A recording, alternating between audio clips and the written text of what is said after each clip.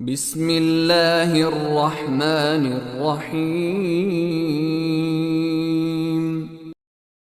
رب السماوات والأرض وما بينهما الرحمن لا يملكون منه خطابا يوم يقوم الروح والملائكة صفا لا يتكلمون إلا من أذن له الرحمن وقال صوابا ذلك اليوم الحق فمن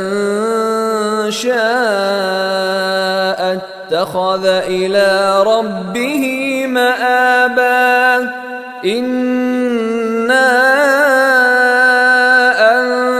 أنذرناكم عذابا قريبا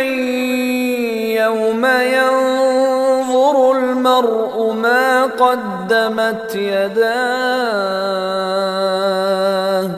يوم ينظر المرء ما قدمت يداه ويقول الكافر يا ليتني كنت ترابا